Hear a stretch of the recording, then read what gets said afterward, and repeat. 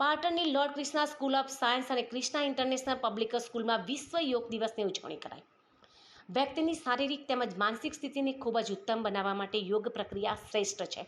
આજના દિવસે શાળામાં યોગ પ્રાણાયામ તેમજ ધ્યાનમાં બેસીને કરવાના આસન તેમજ ઊભા રહીને કરવાના આસનો કરાવાયા હતા, જેમાં ગ્રામ્ય પ્રાણાયામ, ખેતલી પ્રાણાયામ તેમજ સંગીત ધ્યાન, વ્રજરાસન, તાડાસન, વૃક્ષાસન જેવા આસનો કરાવવાની સાથે હસવું પણ જીવનમાં ખૂબ અગત્યનું છે। શાળામાં લાફિંગ પણ કરાયું હતું। છેલ્લે શાંતિ મંત્ર બોલાયો હતો। યોગાચાર્ય તરીકે માધ્યમિક વિભાગના આચાર્ય કિશોરભાઈ રામી, સચિનભાઈ, વિક્રમભાઈ, જયેશભાઈ તેમજ નટવરભાઈ, કોમલબહેન, અભિષાબહેને સુંદર કામગીરી બજાવી હતી।